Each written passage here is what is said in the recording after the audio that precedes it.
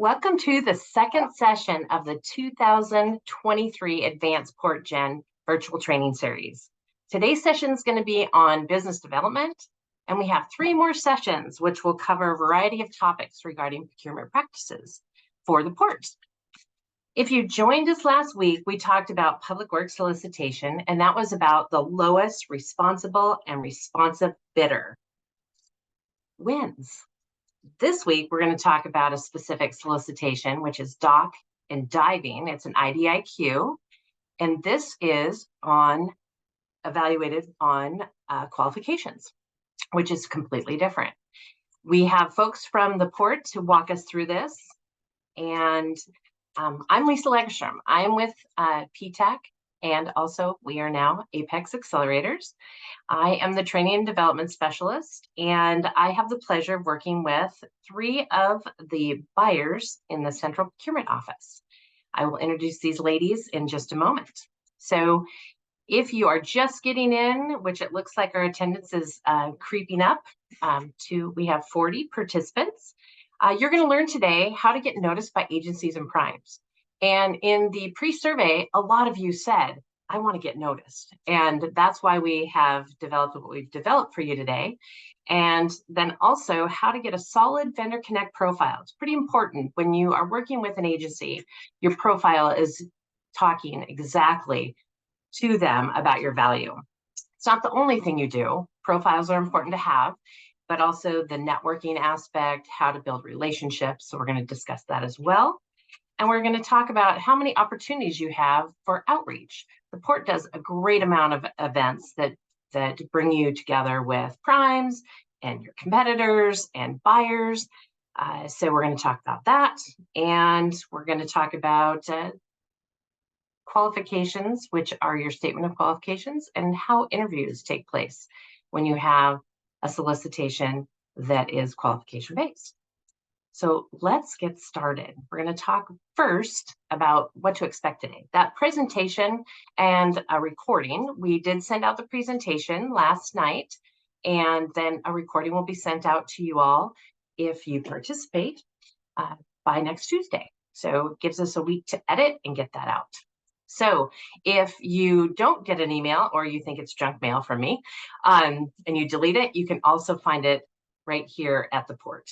So this is the URL that's live, and you can use that there. So today, asking questions. We really promote asking questions for clarity. So this does not overwhelm you. I really want questions to be asked so we can get those answered for you. How we're going to do that is if you type it into chat, which is found right here in your menu bar. And my name is Lisa Lagerstrom, so directly to me. One thing that has been disabled is the chat to everyone. So if you want to talk to somebody, please just directly talk to them, and chat can be done with me. We are going to have a 10-minute break, give you a little bit of a breather at 4 o'clock. This is a 2-hour session. And things to consider when we are done at the end. We would love to hear from you on the post-survey. The port is very curious if what effectiveness this was for you and how you're going to use this information. So please, I encourage you, that pre-survey will go out tomorrow. And if you aren't joining the Regional Contracting Forum, you may want to check it out. It is one of the largest events that happens this year, and that is tomorrow at the Muckleshoot Tribal Event Center. All right, with that being said, I am ready to pass this off to the Central Procurement ladies. We have Hala, Pamela, and Carol, and they're going to be presenting tips on how to get noticed and also how to strengthen the relationships with the port. After they introduce themselves, they will be off camera and we will proceed. I am excited to invite you all to this session. Let's get started. Hala? All right. Thank you, Lisa. I'll get started. I'm going to turn off my camera as we're presenting. So we will have the bigger screen for all of you. All right, so in this slide here, as Lisa mentioned, we're going to try and help you as much as possible to get noticed by the port and the primes. So first, I want to thank you really, truly for taking the time from your busy schedules to spend this afternoon with us. So if we're asking the question about how to get your firm noticed by the port and primes, I'm going to recommend that you first start by registering on your firm on VendorConnect. Your registration on VendorConnect can actually introduce your firm to the port and the primes as well. So like for us, we highly recommend that you use the user guide. All right. And as you're registering your firm in VendorConnect, as you can see, I'm not sure if you can see it very well. That's why we wanted to go to the screen, but it's okay. There is a drop down where you can select your work type, the work that your company does, and you can select as many categories that apply to your firm. The next item that you see that's highlighted is the business classification. So if your firm is certified or self-declared MBE or WBE or WMBE, make sure to select that. Or if it's federally certified, make sure to select that as well. The next item that's highlighted is the NICS code, which stands for the North American Industry Classification System. This is an excellent link to use as you're trying to identify what NICS codes apply to your firm. Here you can search by the code, or you can do a keyword search. So for instance, if your company does coaching, you can put the word coaching in there and it will give you a list of, well, right there. So that's the NICS code that you wanna use for coaching.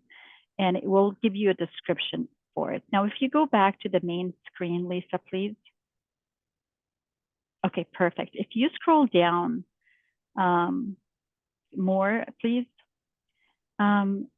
There is a lot of information that you can find on this link. And there is also frequently asked questions link on this site as well that you can navigate through. And it would help you select the best codes that apply to your firm.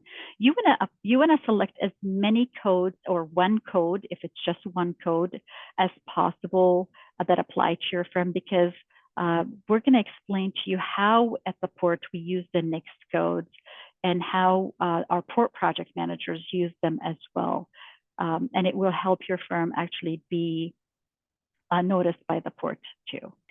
Also, as you're creating your profile, your company's profile on VendorConnect, there are several fields that you need to complete. And the more information that you can provide us, the more information that's going to be available, not just for the Central Procurement Office, but also for port project managers, as well as primes and other sub-consultants or other consultants as well.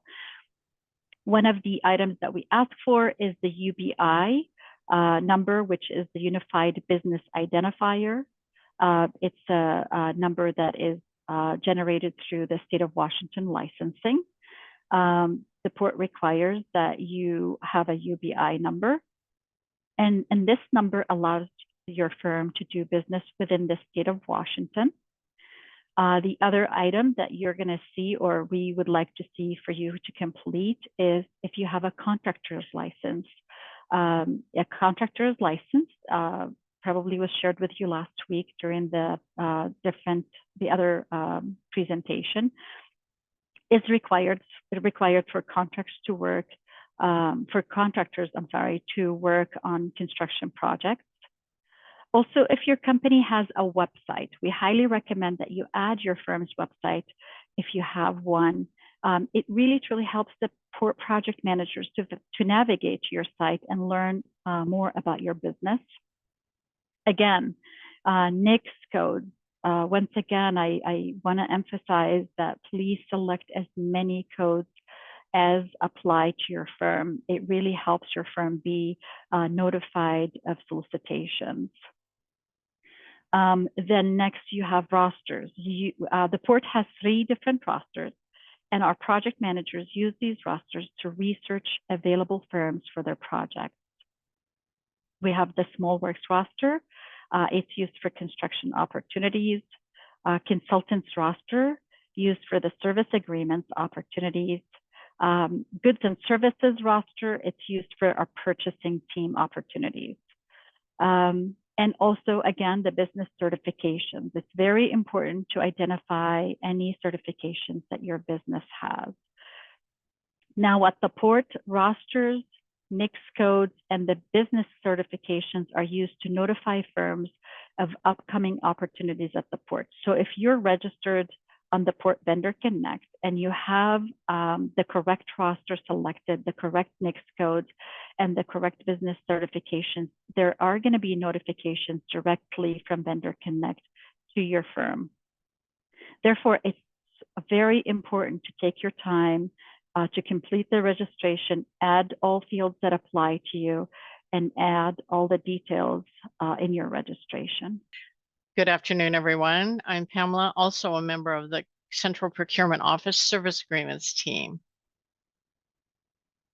Further defining business certifications, there are two categories of certifications, one state and one federal. Recognize and indicate each of those that apply to your firm in VendorConnect. State classifications, and each of these certifications can be self-declared. We have MBE, Minority Business Enterprise, MWBE, Minority Women Business Enterprise, SEDBE, Socially and Economically Disadvantaged Business Enterprise, and finally WBE, Women Business Enterprise. The second classification would be the federal classification. Each of these designations must be certified by OMWBE. Information regarding the federal certification can be found by merely Googling OMWBE, and there's a lot of information there for you to peruse, so we recommend that you do that. The first federal certification is DBE, Disadvantaged Business Enterprise. Second, ACDBE, that pertains specifically to Airport Disadvantaged Business Enterprise. And lastly, SBE, Small Business Enterprise. Next, we want to talk briefly about contacts and addresses. In your company profile, it is advised to add all of your contacts to ensure that if someone leaves your company, your firm will continue to receive notifications from VendorConnect. If you just register one person and they leave your company, then you will no longer be receiving our opportunities. The same goes for locations. If your firm has more than one location, be sure to include it. This additional information allows you to receive notice of port procurements. It also maintains the port database with current and accurate information. I'm Carol Hazzard, also a contract administrator on the Port's Procurement Service Agreements team. The slide we're looking at now, this is the Documents tab of the company profile. Under the Documents tab is where a firm is able to upload attachments, documents that are visible to the port.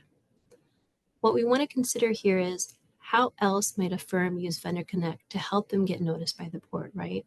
What sort of documents would help to convey the firm's values, the strengths, areas of expertise? And just to name a few, we have a couple listed here. A capability statement, resumes from key members of the project team working directly on what would be the port's projects, maybe specific credentials or certification your team members hold, especially if it's required to do particular areas of work. You could share a running list of projects completed that highlight the type of services your firm offers, or it could also highlight the team's experience accomplishing projects together. Now, as an example of how this comes together and used by the port, we have instances where a port project manager will use VendorConnect to pull a list of potential consultants, and they'll pull that list based on NICS codes. And from that list, the PM has an opportunity to kind of dig deeper into the vendor profiles or the company profiles. So in that, they're more easily able to learn about the firm's experience, their project history, maybe their partnerships, projects that are similar in scope to what that port project manager might be looking to advertise. And in those cases, those documents really benefited, or excuse me, the firm having uploaded those documents to their profile really benefited the port, benefited the firm as well. And especially in comparison to someone who may not have uploaded any material. So thinking of that, you may also want to include other marketing material about your firm or something to highlight who your firm is and what your firm does. But in these documents, I want to encourage that the port is looking for clear information, useful information. And so to clarify, we're not asking for expensive, fancy marketing material, encouraging you to upload that. We really want to know more information that will be of use for the port project manager and selections.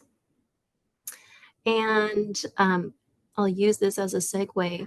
Speaking of useful information, just a reminder that it's really important that you've entered all this information. It's just as important to maintain that information so that should a port project manager or someone try to pull a list, access, or connect with someone from your firm, that we have the right information to do so. So what we're looking at here is the dashboard of VendorConnect. Considering that you've already registered, you've completed your profile and provided all that awesome information to the port, what we're looking at is ways that you can use VendorConnect to understand what projects are up and coming, what projects the port may have done, and use those as resources. Now, I can't emphasize enough the importance of and the benefits of actually registering and becoming a plan holder for folks that want to work with the port. What we're looking at here are ways that you can access information as a guest without having to register in VendorConnect. Say, for example, you're not registered yet, but you're interested and you want to know about a solicitation you just heard. So you could go ahead and click into current past solicitations, future solicitations to get acquainted with material that might be advertised soon. So in the next few slides, we'll click into the first two buttons, current and past solicitations and future solicitations.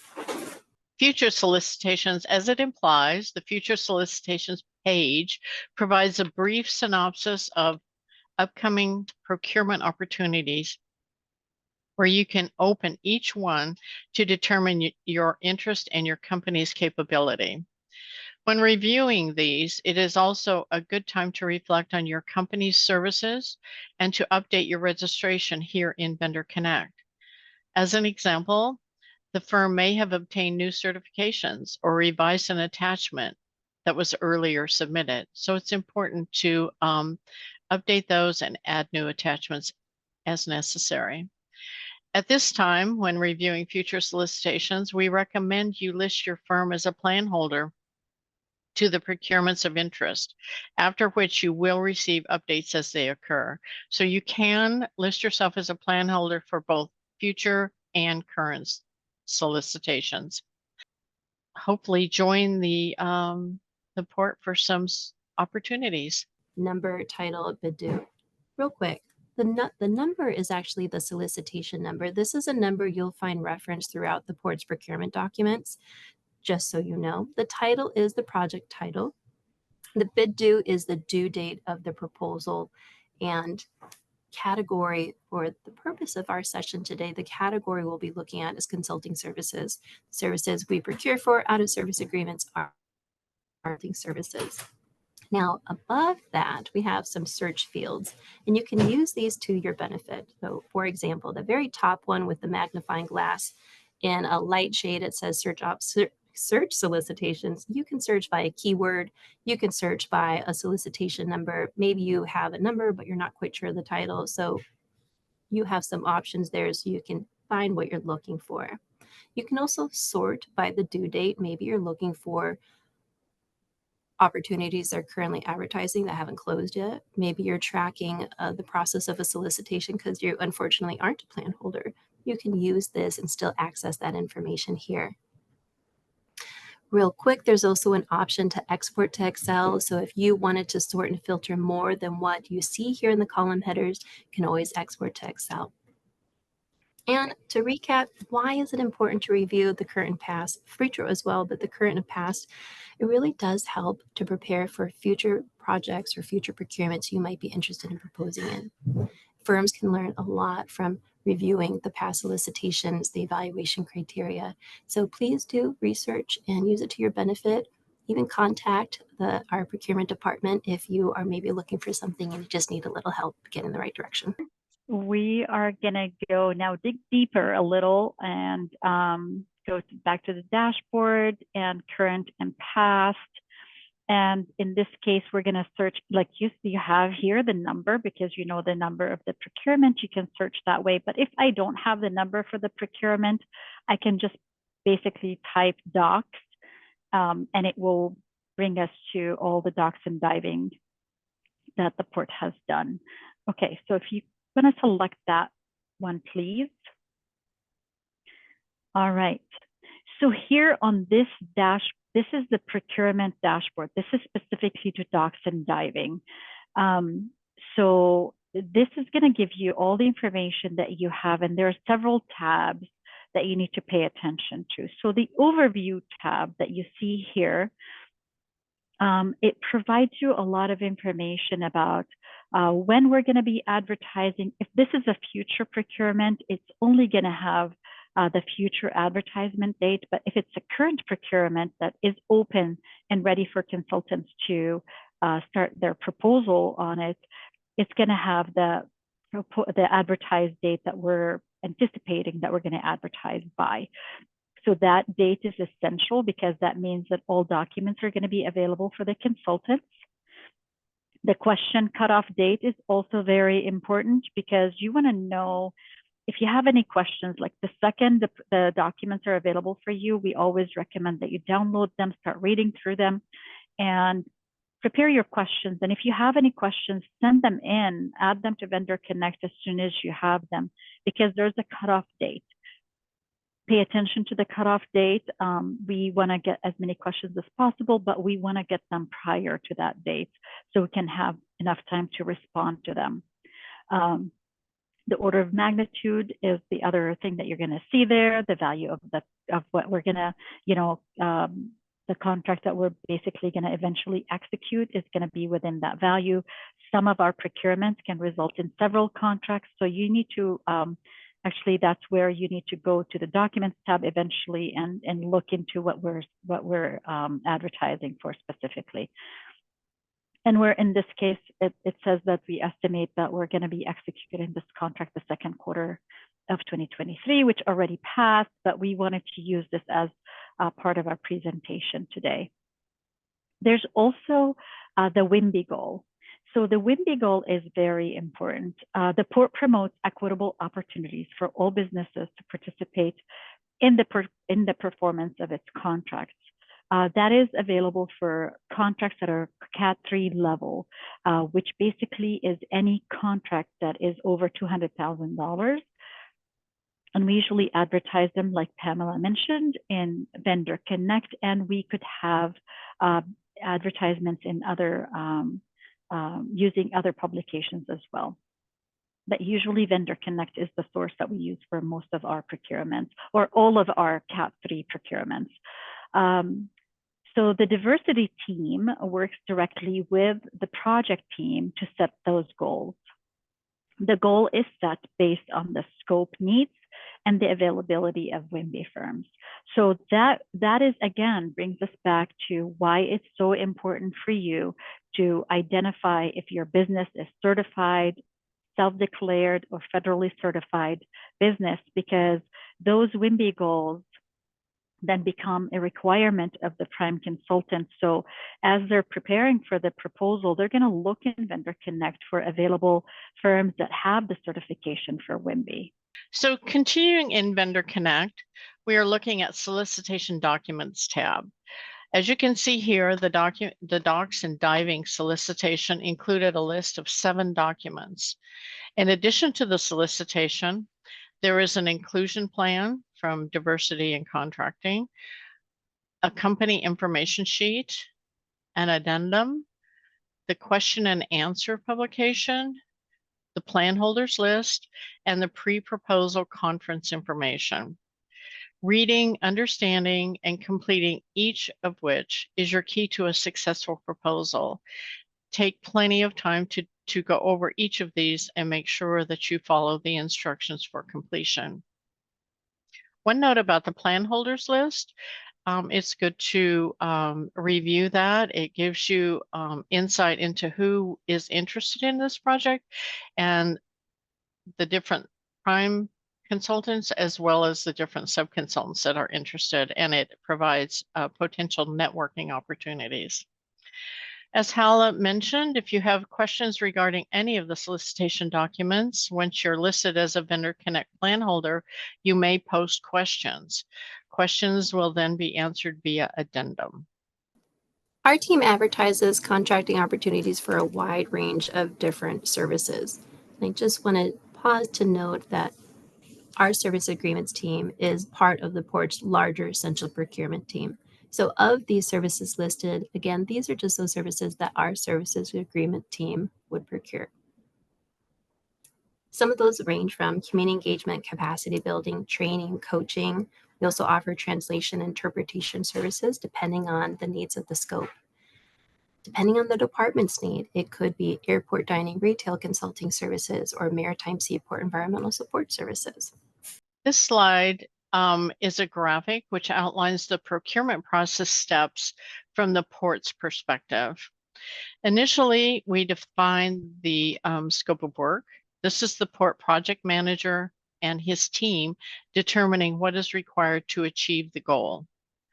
The second step, service agreements will advertise the solicitation either by direct solicit or in VendorConnect. In addition, you may see a solicitation advertised on specific airport sites such as AAAE or ACI or other venues. Step 3 is evaluation. The evaluation is based upon what is outlined within the solicitation. Once conducted,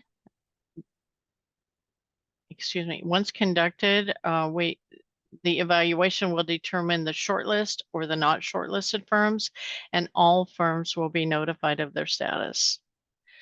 Following that, we may or may not conduct interviews and discussions. If shortlisted, an invitation will be extended to the firm, and we'll talk about interview preparation in detail later in this presentation. Once the interviews are completed, negotiations will then take place between the Port and the potential awarded firm. And then we come to award. Once an agreement is reached, the Port will notify the awarded firm and execute a contract. Lastly, the Port will conduct a contract kickoff meeting, including the Port project manager, the prime, sub-consultants, and the diversity team. And this is where we review the terms and conditions and discuss roles and responsibilities. So what does that process look like from the proposer's perspective? As a proposer, when I get word that there's a new solicitation out there, I will access the solicitation material. So I'm going to go to VendorConnect, whether I'm registered or not, I can review that material. At that time, if I'm interested, that's the right time to become a plan holder, just as we showed a little bit earlier. That way, if there are any changes, updates made to that solicitation, the document, the system will automatically notify you that there's a change, so you can go right to the system and figure out what that was. Contact your contract administrator about it if you had any questions. After I access the solicitation material, in it, it will tell me when the pre-proposal conference is. That is an awesome networking opportunity to find out more information about the project and process as well. So I'm going to attend that pre-proposal conference. At that pre-proposal, I mentioned you'll learn more about the project and process. It is a networking opportunity where whether you're a prime or a sub and you're looking to build your project team, after that pre-proposal meeting and information is shared, the Port team allows space and time for that networking to take place so that you can get to know who's in the room, what services they provide. We encourage you to take advantage of this meeting. It is a unique opportunity because it's really the only time where you'll have all the port teams in one room to share about this project. So it's the port project manager, someone from our department, the procurement team, as well as a diversity and contracting representative who can talk about any WIMBA utilization goals, talk about the goals for the port overall as far as diversity and contracting. I'm also going to ask questions during the open period where I'm able to ask questions, and certainly before the deadline. Remember, to ask a question, you do need to be a plan holder, but if I took care of that as soon as I access the solicitation, asking a question, submitting it is no problem. I'll carefully review the submittal requirements, what the solicitation instructs me to do as far as submitting, so that I know I submit my written proposal properly and on time. After you submit, the port's going to evaluate. I'm awaiting my notification. That shortlist notification will let me know if I'm going to proceed to participate in interviews, discussions, or if I'm no longer participating in this process. Should I move forward? We'll move forward to interviews. And again, if I move forward from that evaluation, I'll then have an opportunity to negotiate with the port. Upon successful negotiations or completion of negotiations, folks involved in the process will receive a final notification. And that notification will be you've been selected and awarded the contract or not selected. We're executing the contract after that, and that final important milestone is attending a contract kickoff meeting. And as Pamela mentioned, it's an opportunity for our project teams to meet, talk about important contract sections, important processes at the port that everybody wants to know about, like an amendment process. What does that look like? What are everybody's roles and responsibilities to make sure that you're successful in your project and your contract compliance? Then after that kickoff, you'll work closely with your port project manager. Your contract administrator will always be around to help with any of your contract related questions and support you and your project manager. What we're going to do is we're going to walk you through a solicitation document. So this is a very important document. Please make sure, if you're interested in a procurement, to download it and read it thoroughly with your team. Review every section and ensure to take the time to understand what the port is asking for. If you have any questions, again, please submit all your questions on VendorConnect. On this screen that we are sharing here, it shows you the cover page of the solicitation. The cover page will have the solicitation number, the solicitation title, the proposal due date, and time. It's essential for you and your firm to submit your proposals on time. We always recommend that your proposal comes in prior to 12 p.m. because if you're facing any technical difficulties, unfortunately, your proposal is not going to be taken into consideration. So keep that in mind. Don't wait till the last minute. Let's please navigate to the link and go to VendorConnect. And in this case, we're going to select the solicitation again for docks and diving, please.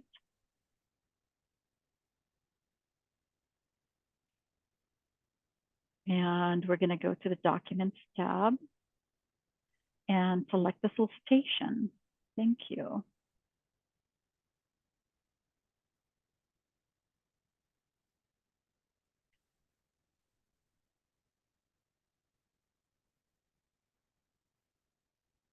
All right, here can we please go to section 8? Again, please read every section, but now we're just going to focus on section number 8, which is the submittal process, the proposal submission process.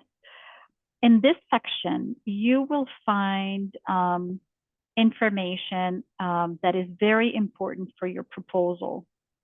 Please read carefully and understand what the port's requirements for the proposals are.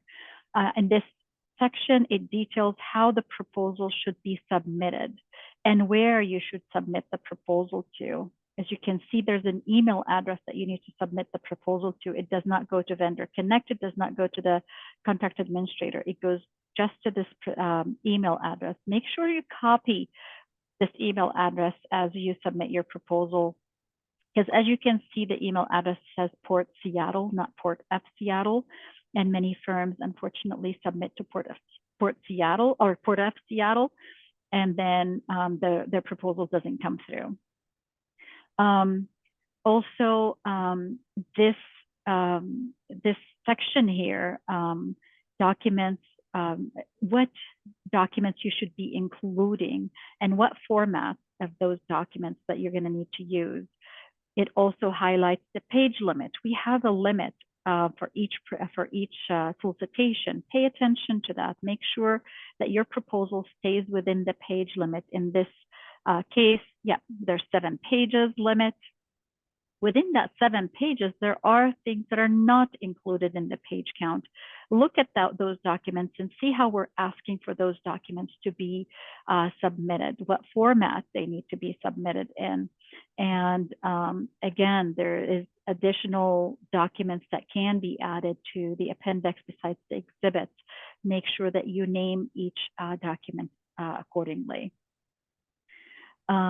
If you're, there's a limit also on the size of the email. Pay attention to that. If the system comes back to you and says, oh, this is too large, we cannot get this in one document or one email, then separate it. Separate your documents into several emails, as many as you need to. But make sure you name them accordingly per the requirements listed here. So this, like I said, this section is one of the sections that we want you to read, but we also want you to download the entire document and go through it with your team. So this section tells you exactly what to bring to the evaluation criteria and the proposal information. Again, this is an example of Docks and Divings, our real solicitation. The criteria for other solicitations may be similar or it may be different, but always it's the evaluation criteria that will be used to rate your proposal.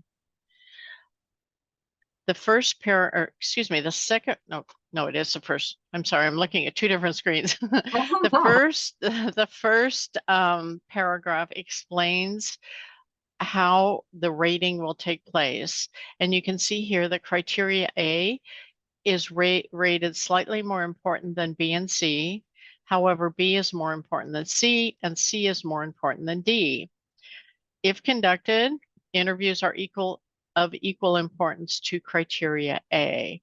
So it's important to understand which of the criteria are the most important, but also to know that all criteria are important and that you should provide equal attention to each of these criteria.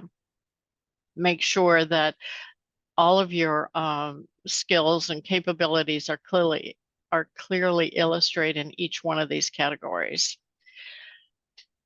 And one final note regarding the criteria and proposal information, the port does consider the overall quality of your proposal. So it pays you to pay close attention to formatting, proposal layout, spelling, grammar, make sure that your charts are correct and the flow is really good of your written responses. Accuracy, of course, is always important. We suggest a method that we employ in service agreements is the Q&A process using a second set of eyes. And often we ask someone who's not immediately involved in the proposal to review it and give us feedback. That way they're providing clean feedback and not assuming that something has been included that has not been. So we recommend that you do use a second set of eyes in preparing your proposal. And next is Carol. She's going to be talking about criteria A, the first of these criteria for docks and diving. Thanks, Pamela. Perfect right there, Lisa. Criteria A, specialized experience and technical competence of key individuals and/or the firm. As mentioned, this is the most important of the rated criteria, so we're definitely not going to skip any of the proposal requirements here. We're going to double check and put extra effort here. So in the solicitation for criteria A, the port lists 3 areas that'll be evaluated. number 1 there, and I'll just briefly summarize each one here. Number 1 is focused on the key individuals of that proposed project team that would work on the port's scope. The second one there, number 2, the port's asking about the firm or the business itself. What history of experience does the firm have in carrying out similar work, similar projects?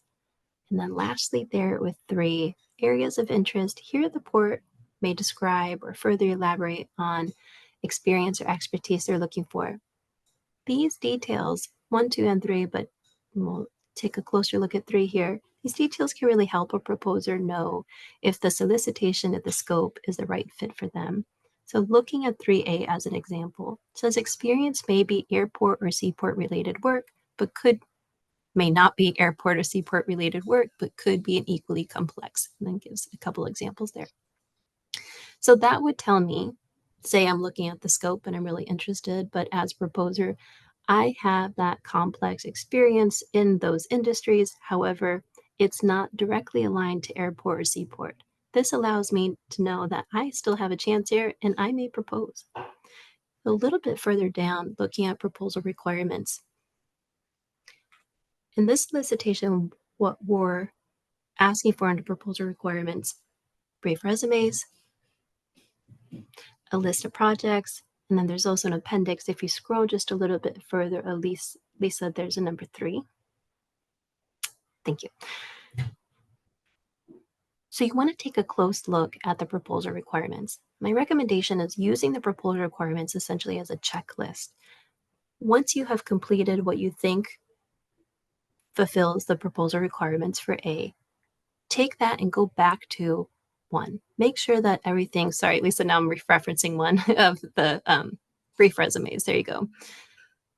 Go back to those brief resume, the description, and make sure that you have the proposed title, position on the project, those little details that the evaluation team is looking for and they're going to use in their decision making.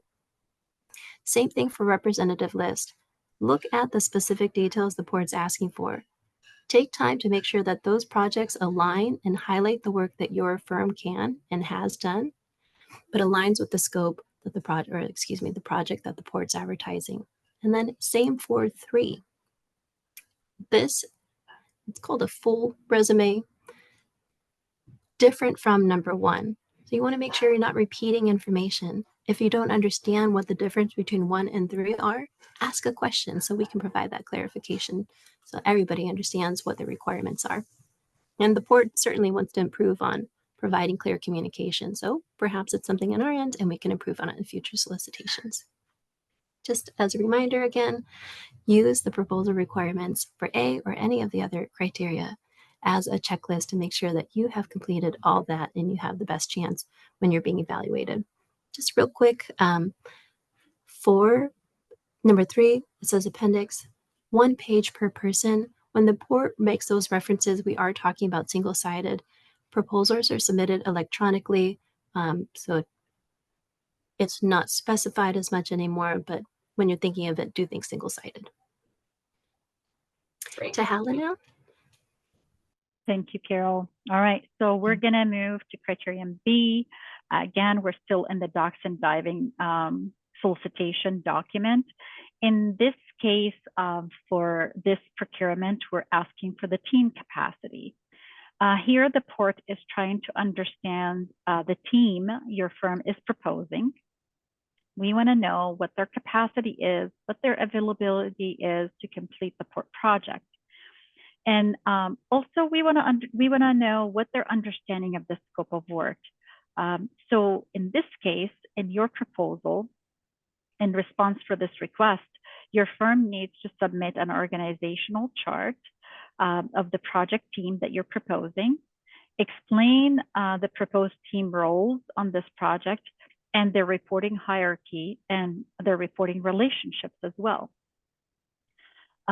Also here, the port is asking what is the location of the proposed team? Are they going to be working here in the state of Washington? Are they working on site with the port? Are they planning to work on site with the port, or are they working from their office, whether here in Washington or outside? So all of that information that we're asking for, make sure you actually respond to each and every one of them. Now I'm going to turn it to Pamela.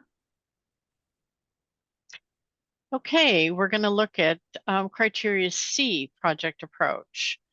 Criteria C, as noted, calls for your project approach. Consider carefully how you are going to approach this project. What potential challenges and potential solutions do you see? How would you mitigate risk? We encourage you to develop innovative project recommendations. Make sure you walk through all of the proposal requirements and have included each of those as requested. Use that second set of eyes that we keep talking about to ensure all elements of the requirements have been met and included in your proposal. You'll notice that number 3 in this project approach criteria asks for a scenario. This allows you to highlight your capabilities, problem solving, and risk management. Again, this is a place where we encourage you to develop innovative project recommendations. We do not have all the answers, and we are looking to you for solutions. This will make your proposal stronger. Carol, you want to speak to diversity and criteria D? I sure do. Diversity in contracting. We mentioned a little bit about this effort before. As a reminder, the Port's committed to working with women minority-owned business enterprises, increasing the utilization of WIMBY's participation in our contracts. And part of how we support that commitment is during the planning phase of some procurement processes, the Port's diversity and contracting team reviews the project scope and assesses the level of opportunity for a WIMBY to participate, carry out work. That results in an aspirational goal. You see here under criteria D, it mentions 15%. I want to note that aspirational goal, once the Port has negotiated with the selected and they're awarded the contract and that contract is executed, that 15% aspirational goal becomes a commitment, a contract requirement that we, the Port, and the consultant that we contract with track throughout the life of the contract and make sure that they're holding on to the strategy that they said would be in place working with that WIMBY. A little bit more about that strategy. What we're looking for and what is heavily evaluated under criteria D is the inclusion plan.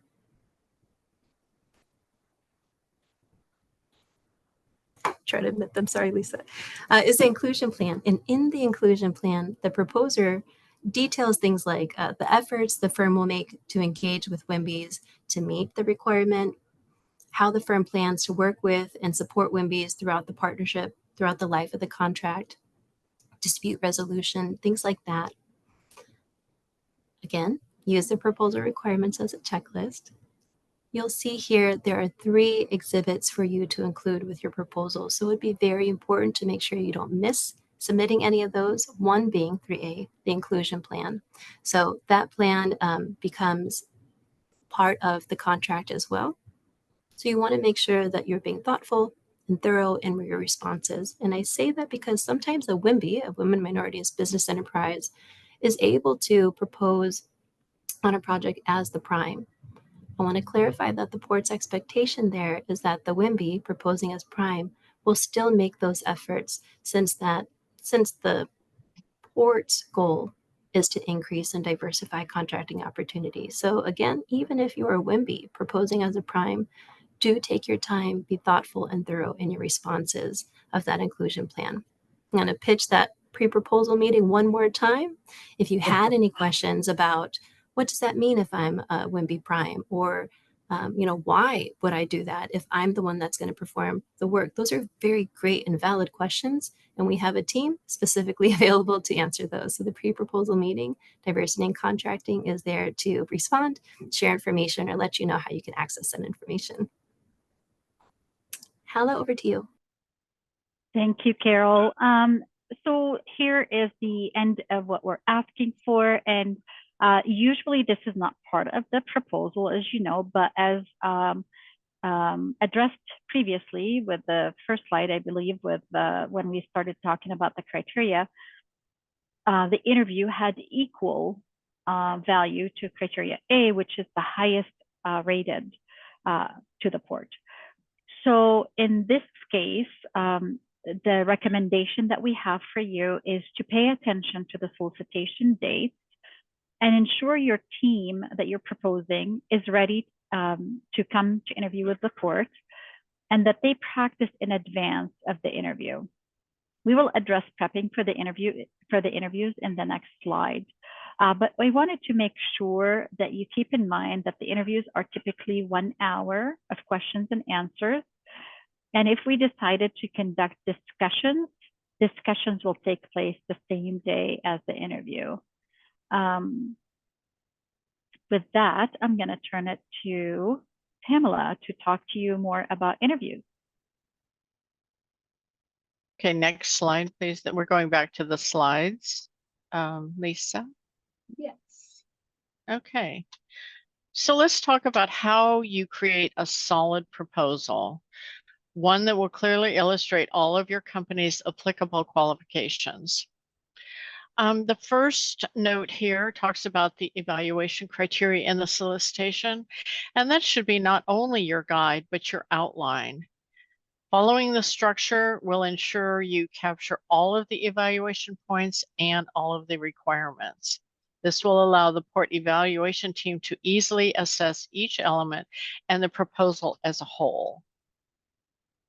Secondly, it's really important that you list strong project examples. And a strong project example includes a brief synopsis of scope of the project, the value, key individuals, and duration.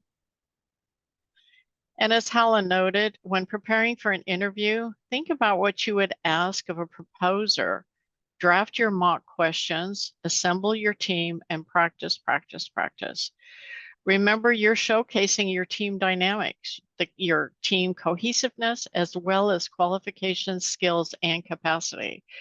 So this is where practicing really shows up in an interview. It's immediately apparent to the evaluation team who has practiced together as a team and who has not. And lastly, research. Research VendorConnect for similar solicitations. Read them, go through the evaluation criteria, and that will help you prepare for a current or future solicitation. Next slide, please.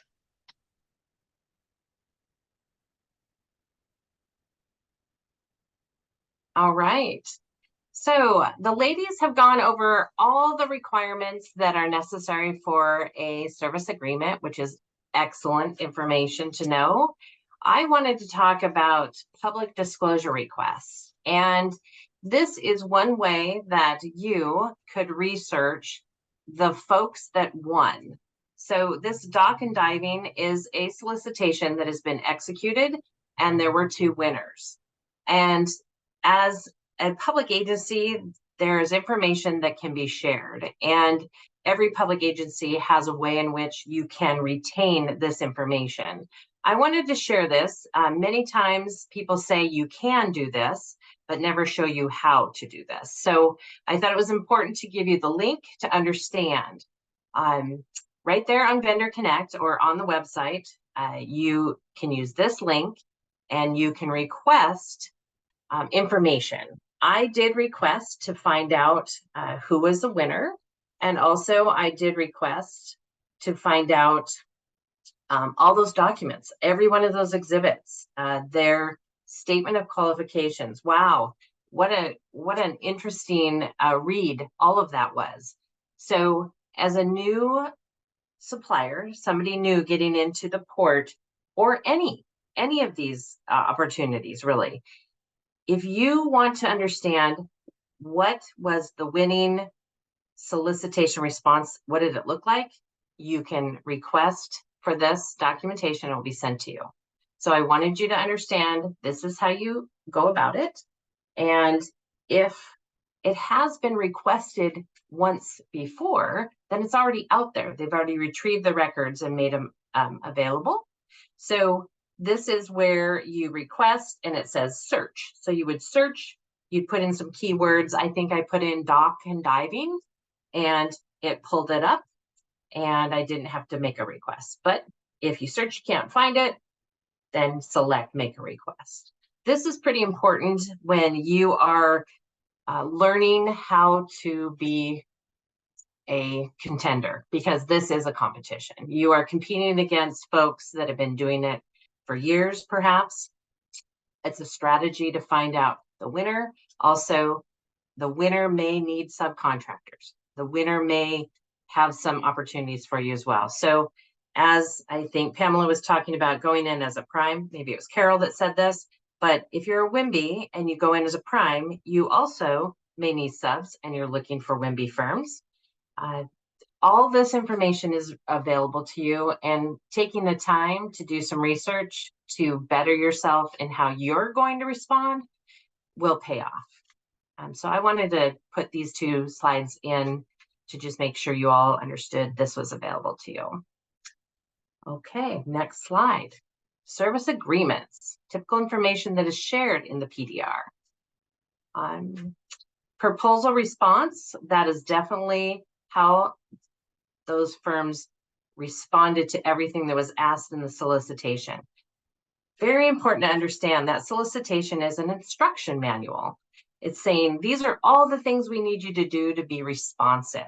And for anybody that attended last week's session on government contracting, we talked about what are the requirements. We talked about them again today. There's a number of requirements, but then also what are some of your resources? And getting a PDR, that's a resource. You will be able to use some information to be better when you propose. Resumes, that's out there. Exhibits, then I believe Carol talked about inclusion plans. What do those look like? If you've never done an inclusion plan, we'll find out what other people are saying in those inclusion plans. There is a template, but do your research. Evidence of agreement, and then your company information. So all those documents can be retrieved. I wanted to just call them out, that those, if you propose, those will also be shared. So, and that does say that in the solicitation. So be aware. All right, developing relationships. Who's taken that slide? Carolyn, thanks, Lisa. Yeah, you bet. It is most important. Thank you.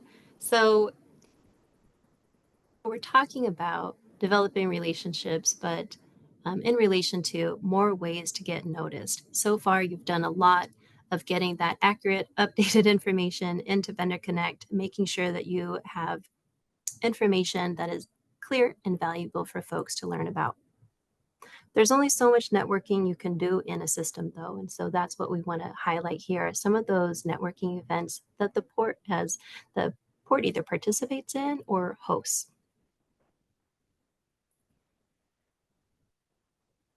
These events are intended for firms, whether you're a prime or a sub, to meet, network, share about services, accomplishments, and so on. It's an opportunity to inform others that you are registered in VendorConnect, so we can make a connection there.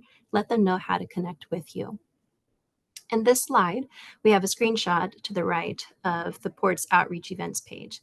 I encourage you all to visit that page. It's a great resource for PortGen events that are coming up. There's ways to register, but it's also a great resource if you missed an event, because it has material that you can download, including PowerPoint presentations and other handouts that might have been useful from that session.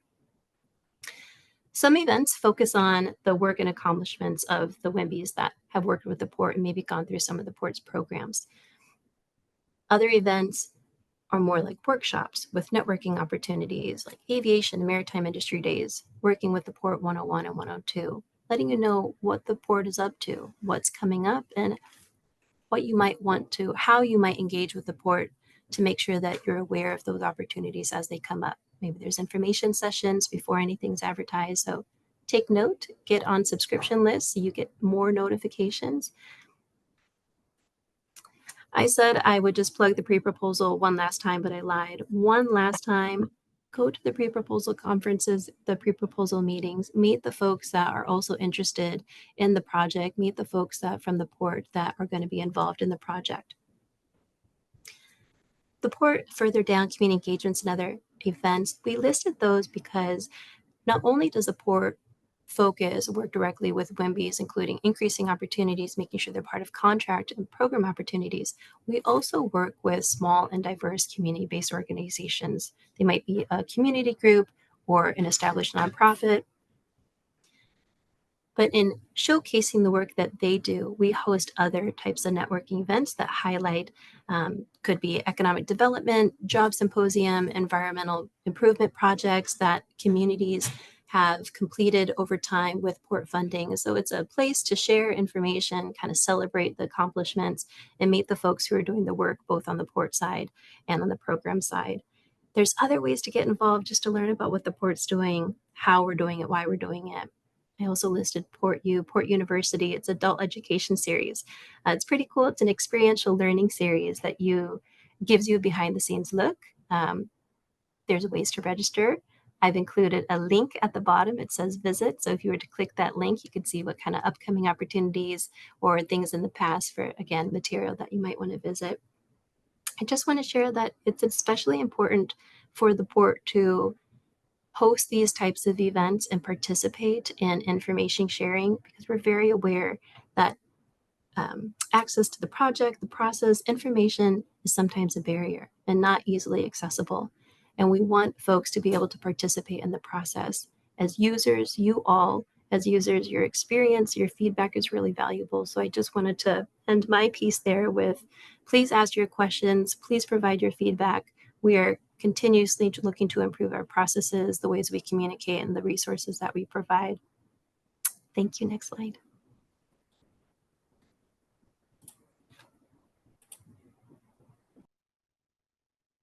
Staying connected. This is pretty important to know. As Carol just mentioned, access to information. This is a snapshot of how to stay connected in the diversity in contracting. It's their newsletter, and it is full of information. I suggest, and this is how you can subscribe, to be up on upcoming events. There's a number of them, as we mentioned earlier. And keep in mind, Hala wants to give you some tidbits to leave with. So Hala, this is yours. Thank you, Lisa. This slide actually concludes the port part of this presentation. And we just wanted to ensure that you keep the following in mind as you are a firm that showed interest to propose and or participate in port procurement and opportunities.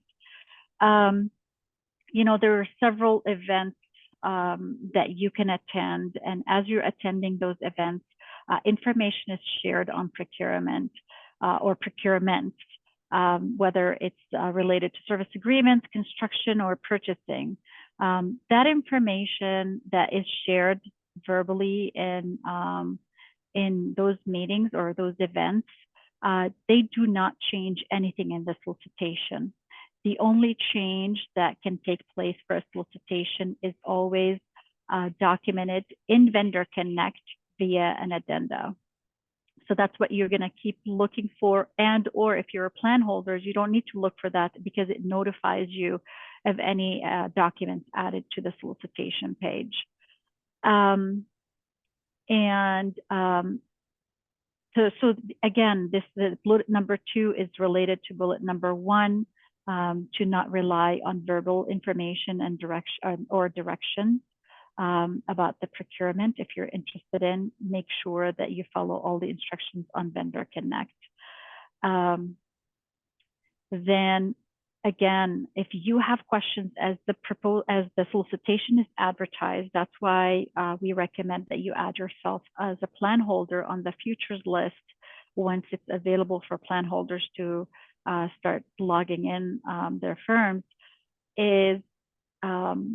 You can start downloading the documents from VendorConnect as soon as they're available for you to read through them and and ask your questions, because the question deadline is listed, and usually we want to answer any questions that come in before the deadline, and we might not consider any questions that come in after the deadline.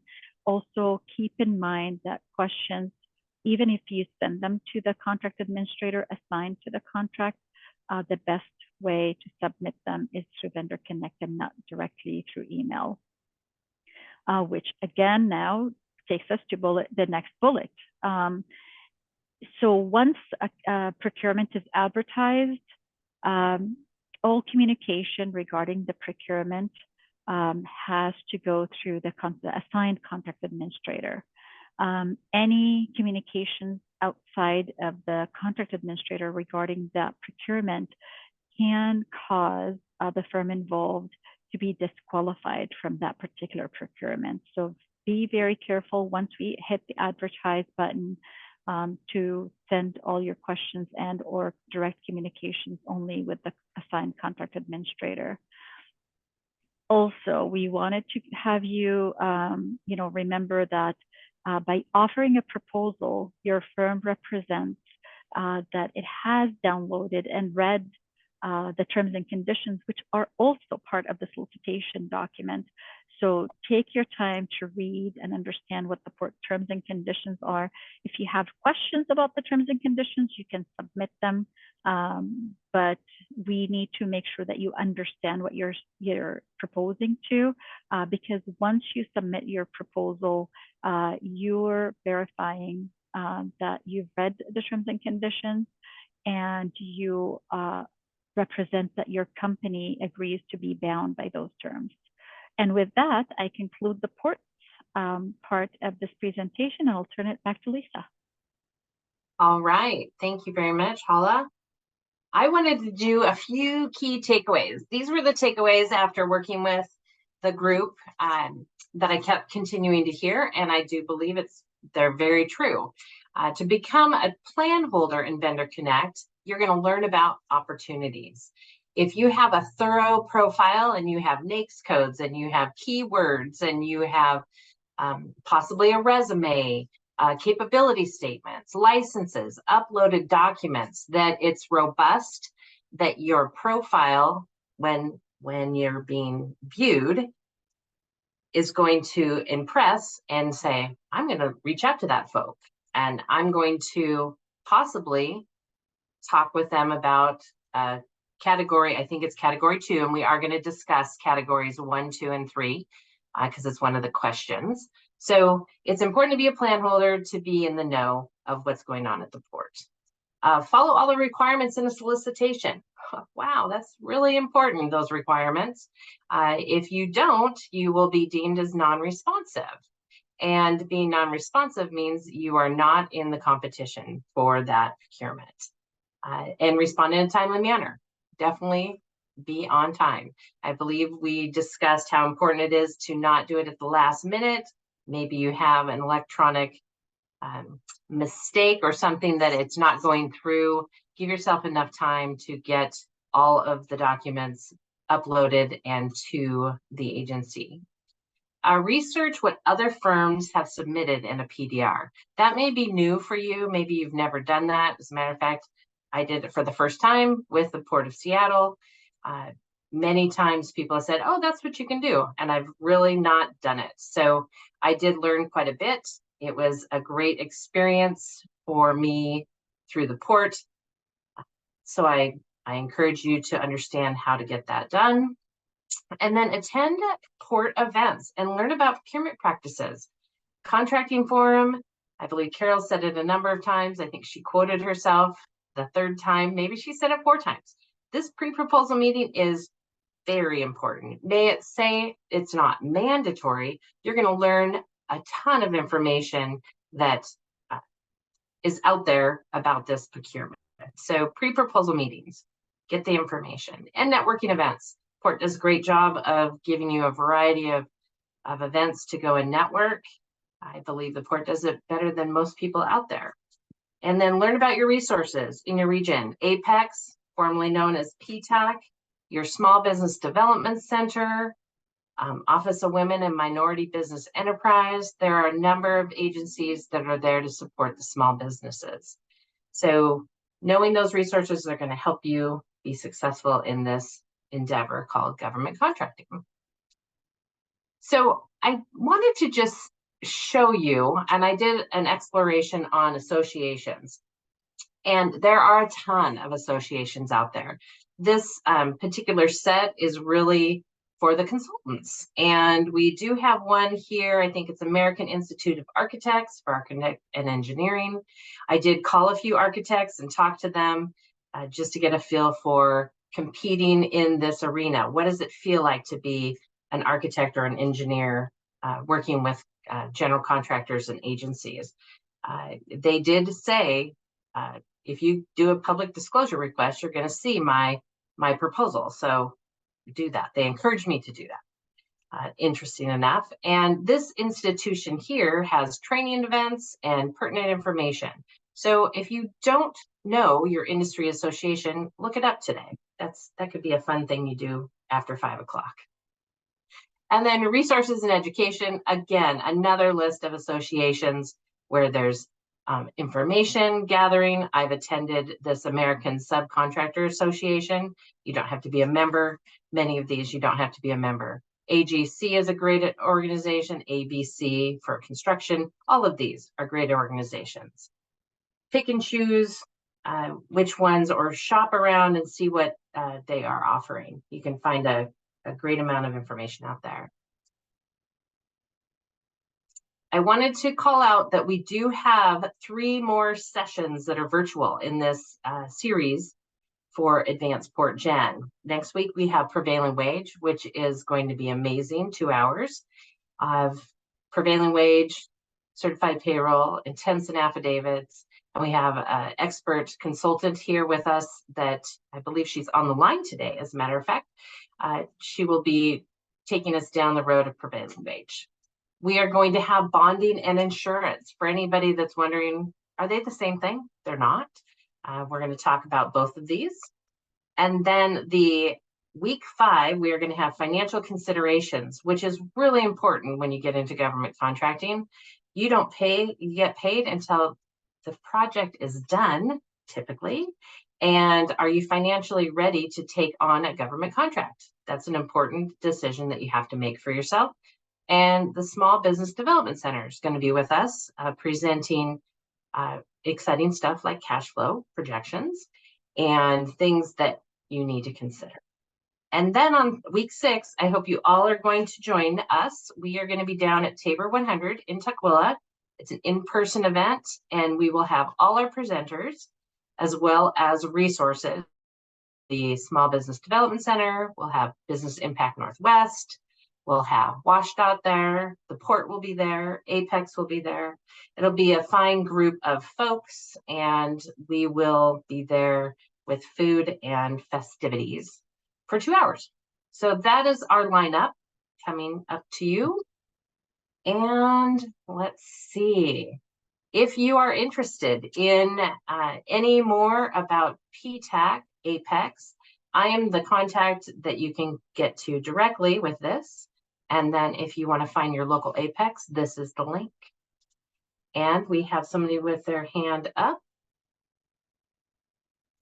That's me, Hala. Okay. I just wanted to clarify that with the port, if you sign a contract for the financial consideration topic that you mentioned that is going to be covered in the training, we don't usually pay at the end of the contract. We have different types of compensation terms, and it depends on the contract, the deliverables, the timeline. They can be different, but definitely we don't pay in advance. We usually pay once we receive a deliverable, but it doesn't mean that we have to wait until the end of the contract. That is a great point, Hala. You're absolutely correct. Not all solicitations are the same, and how payment it's a very important thing to look at right away. I say that you look at how you're being evaluated, look at the terms and conditions, and look at how you're being paid and the scope. You know, as you look at a solicitation, those are pretty important things. Thank you, everyone, for sharing your time today and learning from the Port of Seattle's Central Procurement Office. We have covered a number of things today that will be helpful for you to network and get yourself out there to understand more about the opportunities at the port. I wanted to make sure you all know that the Advanced PortGen is a 5-part series, and then we do have our resource fair that's going to happen October 17th. Please join us. We would love to see you and make sure that you get the information you need to grow your business. With that being said, thank you so much, and we will see you next time. Have a great night.